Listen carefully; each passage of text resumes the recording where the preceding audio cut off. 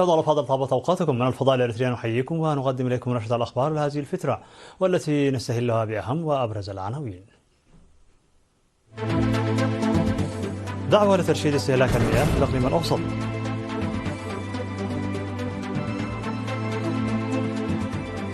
تنظيم مهرجان الجالية الإريترية في الإمارات العربية المتحدة.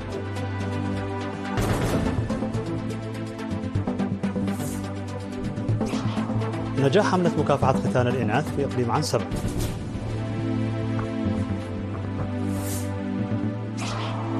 اتفاق بين الهند والصين لاستئناف الرحلات المباشرة بعد 5 سنوات من توقفها. الاتحاد الأوروبي يمدد العقوبات على روسيا ل6 أشهر.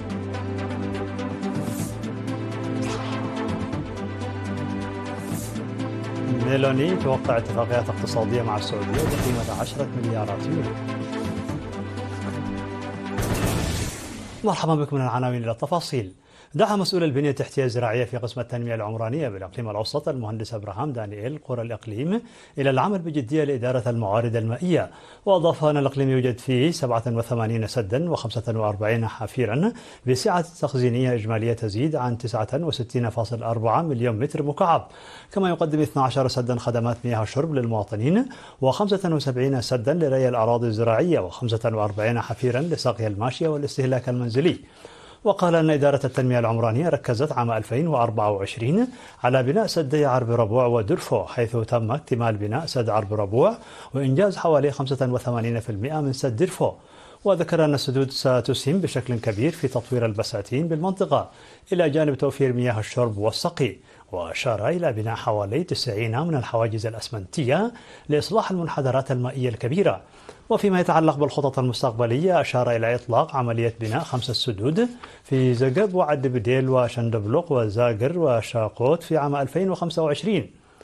هذا وتشير وثائق الإقليم الأوسط بأن مساحة الأراضي الزراعية المروية بالإقليم زادت من 232 هكتارا عند بداية الاستغلال إلى 2000 هكتار في الوقت الحالي.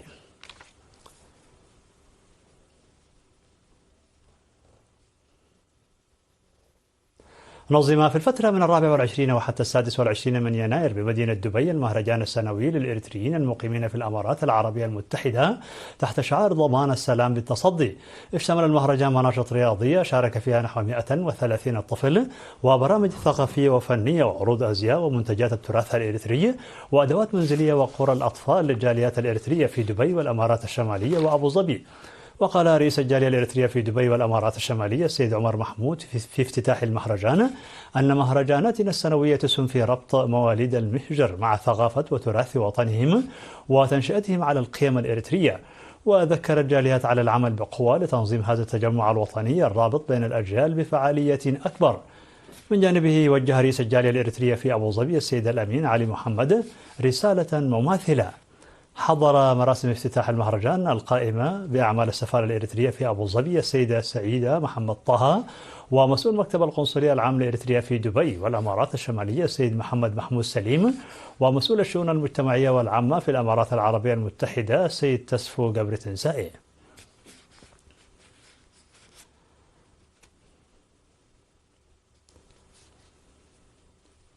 أعلن المدير العام للخدمات الاجتماعية ورئيس لجنة حماية حقوق الطفل ومكافحة ختان الإناث وزواج القاصرات والعادات الضارة العقيد تسفازيون جرماي أن النجاح في القضاء على ختان الإناث بالإقليم هو نتيجة لزيادة الوعي المجتمعي والتنسيق بين كل الجهات المعنية. جاء ذلك في تصريح أدلى به لوكالة إرينا بشأن البرامج المنفذة على مستوى إقليم عنسبة.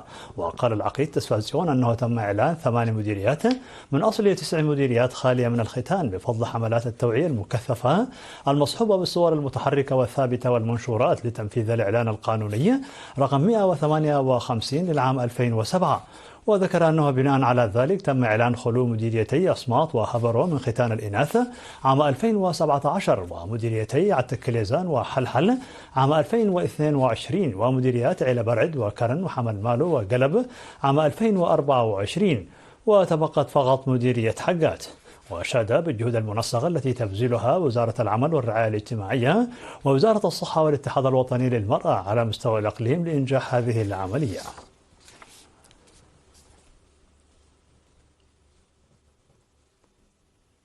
بحث مكتب التعليم في مديرية ملقي أوضاع التعليم عامة ومشاركة الإناث في التعليم خاصة. وقال مدير المديرية السيد زراعي برهاني أن قضية التعليم يعمل بها ضمن الأنشطة الإدارية والتنموية، ومن المهم تفعيل دور الشعب والمؤسسات الحكومية لرفع مشاركة المرأة تزامنا مع الجهود المبذولة لخلق الفرص التعليمية. وأوضح مسؤول الخدمات التعليمية في ملقي الأستاذ هيابو جيتوم وجود 14 مدرسة ابتدائية و7 مدارس ابتدائية ومتوسطة ومدرسة ثانوية واحدة في المديرية، بالإضافة إلى مدرسة تدرس المراحل التعليمية الثلاث. وأن مشاركة الإناث في هذه المدارس لا تتناسب مع توفر الفرص التعليمية. وحث المشاركون في الاجتماع بضرورة إزالة كل العادات والتقاليد المعيقة لمشاركة الإناث في العملية التعليمية.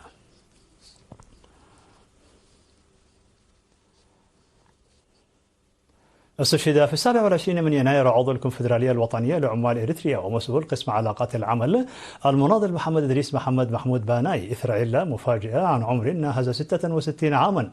التحق المناضل محمد إدريس باناي بصفوف جبهة التحرير الإريترية عام 1976 وخدم في القوات المقاتلة حتى مستوى قائد سرية، وعمل في جبهة التحرير الإريترية المجلس الثوري كعضو في الحركة العمالية.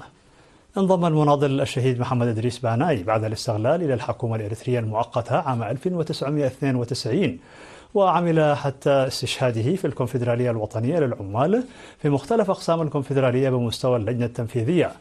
المناضل الشهيد محمد إدريس باناي متزوج وأب ل3 أبناء، وشيع جثمانه إلى مثواه الأخير في مقبرة الشهداء بالعاصمة أسمرة عصر اليوم 28 من يناير. هذا واستعرب الكونفدرالية الوطنية للعمال بالغ حزنها لاستشهاد المناضل محمد إدريس باناي تقدم تعازيها لأسرته ورفاقه وزملائه.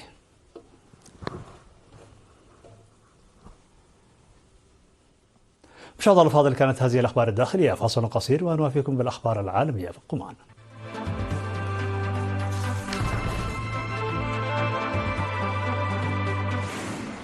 مرحبا بكم. على الصعيد العالمي، أعلنت الهند الاتفاق مع الصين على استئناف الرحلات المباشرة بينهما بعد قرابة 5 سنوات على توقفها بسبب جائحة كورونا وتوترات سياسية لاحقة.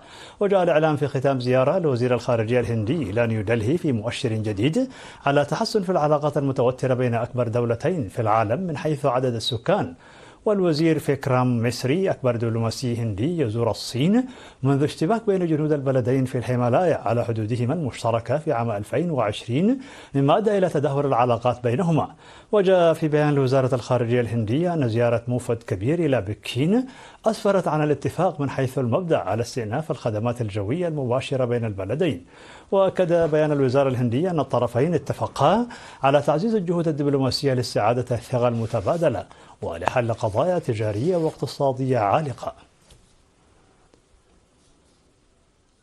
قرر الاتحاد الأوروبي تمديد العقوبات الاقتصادية المفروضة على روسيا 6 أشهر أخرى، وجاء ذلك بحسب منشور للممثلة العليا للاتحاد الأوروبي للشؤون الخارجية والسياسة الأمنية كايا كالاس. ولفتت إلى أن تمديد العقوبات من شأنه أن يحرم موسكو من الإيرادات اللازمة لتمويل الحرب، وتنص العقوبات على منع دول الاتحاد الأوروبي من بيع السلاح إلى روسيا واستبعاد البنوك العامة الروسية من القطاع المالي في أوروبا. وتقيد العقوبات أيضا شراء روسيا لبعض التقنيات الحساسة المستخدمة في قطاعي النفط والغاز من دول الاتحاد الأوروبي. يشار إلى أن قرار تمديد العقوبات الاقتصادية المفروضة على روسيا يتم بشكل دوري منذ عام 2014، وكان من المقرر أن تنتهي فترة العقوبات الحالية في 31 من يناير 2025 قبل أن يتم تمديدها إلى نهاية يوليو. اختتمت رئيسة وزراء إيطاليا جورجيا ميلوني زيارة رسمية للمملكة العربية السعودية، حيث تم توقيع اتفاقيات اقتصادية بقيمة 10 مليارات يورو. وجاءت هذه الزيارة في إطار تعزيز التعاون بين البلدين في مختلف المجالات. واجتمعت ميلوني مع ولي العهد السعودي الأمير محمد بن سلمان في خيمة تقليدية، حيث تم توقيع العديد من الاتفاقيات الاقتصادية التي ستسهم في تعزيز العلاقات الاستراتيجية بين إيطاليا والسعودية. وفي تصريحاتها للصحفيين أوضحت ميلوني أن الاتفاقيات التي تم توقيعها هي بداية لمرحلة جديدة في التعاون الاستراتيجي مع هذا الشريك الهام في منطقة الخليج العربي. وأضافت أن السعودية تمثل لاعبا رئيسيا في المنطقة، مشيرة إلى أن هذه الاتفاقيات تأتي في وقت حاسم لدفع عجلة التعاون الاقتصادي والتجاري بين البلدين.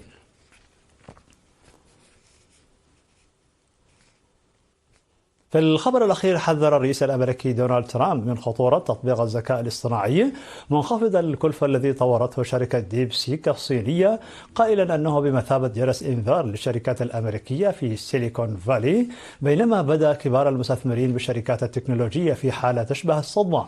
وفي البداية لم يحظى إطلاق آخر نموذج لديب سيك المشابه لتشات جي بي تي باهتمام كبير استثامن إطلاقه مع تنصيب ترامب، لكنه أحدث تراجعا كبيرا في أسهم شركات التكنولوجيا العالمية.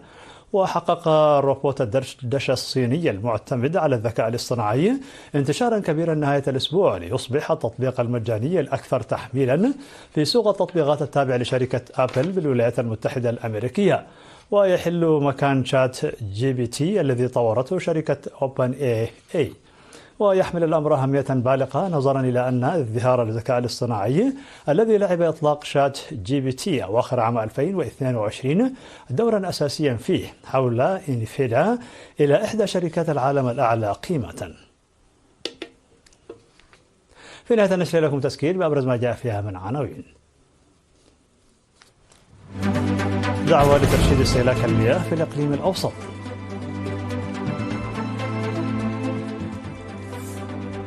تنظيم مهرجان الجالية الإريترية في الإمارات العربية المتحدة.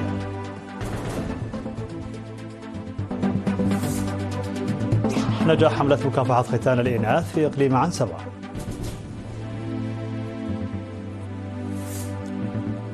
اتفاق بين الهند والصين لاستئناف الرحلات المباشرة بعد 5 سنوات من توقفها. الاتحاد الأوروبي يمدد العقوبات على روسيا ل6 أشهر.